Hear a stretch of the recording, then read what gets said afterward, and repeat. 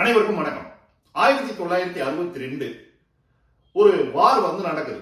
இந்தியாவுக்கும் சைனாக்கும் வார் நடக்குது. அந்த வார்ல இந்தியாவுக்கு ஒரு மிகப்பெரிய தோல்வி வருது. அப்போ பாரத பிரதமராக இருந்தவர் பண்டிதர் ஜவஹர்லால் நேரு அவர்கள். அப்பொழுது உள்துறை அமைச்சராக இருந்தது யாரு அப்படின்னா நம்மளுடைய ஐயா காமராஜர் அவர்கள். நேரு தோல்வி அடைஞ்ச உடனே காமராஜர் கிட்ட அவர் பேசுறாரு. ரொம்ப புலம்புறாரு நேரு.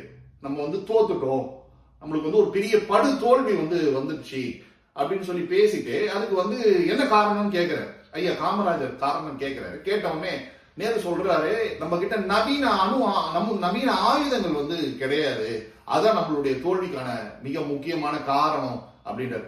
அதை வாங்கி போறதானே அப்படின்றாரு. அப்போ அது வாங்கணும் அப்படின்னா நம்ம கிட்ட பேங்க் எல்லாம் செக்யூரிட்டி கொடுக்கணும், நமக்கு பேங்க் செக்யூரிட்டி கொடுக்கறதுக்கு யாரும் இல்ல அப்படின்றாரு. அமெரிக்கால தான் அந்த ஆயுதங்கள்லாம் இருக்கு. அமெரிக்கா பேங்க் செக்யூரிட்டி கேக்குறாங்க. பேங்க் செக்யூரிட்டி நம்ம கிட்ட இல்ல.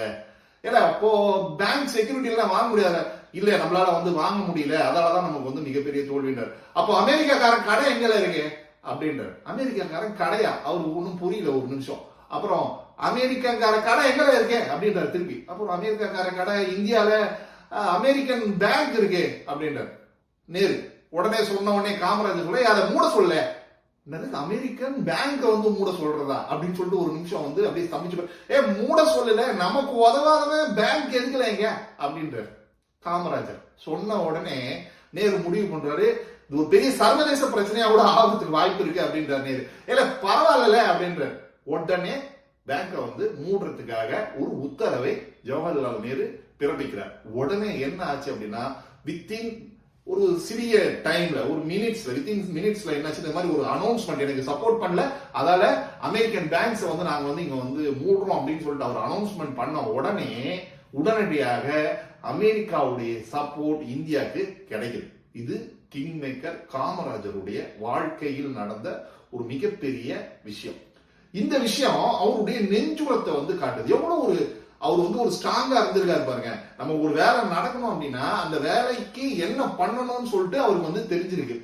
அதாவது பெரிய தலைவர்கள், எல்லா தலைவர்களுமே எடுத்துக்கிட்டீங்க அப்படின்னா அவர்கள் தலைவர்களாக உருவாகிறதுக்கு மிக முக்கியமான காரணம் என்ன அப்படின்னா, முக்கியமாக அவர்கள் சின்ன சின்ன விஷயங்களை முடிவெடுக்கும் பொழுது தெளிவா முடிவெடுப்பாங்க. அதே மாதிரி எவ்வளவு ஒரு ஸ்ட்ரெஸ்ஸான ஒரு சிச்சுவேஷன் வந்தாலும் சரி, எவ்வளவு ஒரு கடினமான ஒரு சூழ்நிலை வந்தாலும் சரி, அவர்கள் எடுக்கக்கூடிய முடிவு மிகவும் தெளிவாக இருக்கும். அது மாதிரி தெளிவான முடிவை காமராஜர் எடுத்ததாலதான் இன்னைக்கு அமெரிக்கா அந்த சிச்சுவேஷன்ல பயந்து இந்தியாவுக்கு ஒரு சப்போர்ட் பண்ணாங்க அப்படின்னு சொல்லிட்டு நம்ம பார்த்தோம். நம்ம என்ன பண்ணலாம்? நமக்கும் இத மாதிரியான ஒரு நெஞ்சுரம் தேவை. நீங்க ஒரு காரியத்தை செய்யணும் அப்படின்னு சொல்லிட்டு முடிவு பண்றீங்களா, அந்த காரியத்தில் பின்வாங்காதீங்க.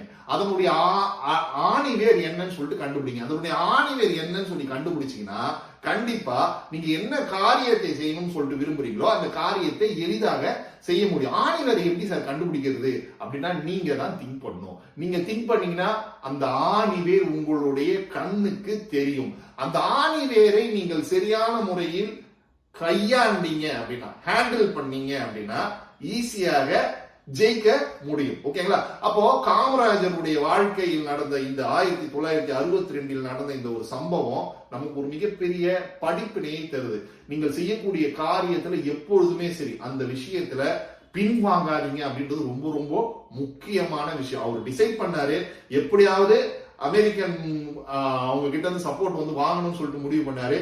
முடிவு பண்ணதால என்ன பண்ணாரு, அந்த பேங்க் எல்லாத்தையுமே க்ளோஸ் பண்ண சொன்னாரு. க்ளோஸ் பண்ண சொன்னதால அமெரிக்காவுடைய சப்போர்ட் இந்தியாவுக்கு கிடைச்சது.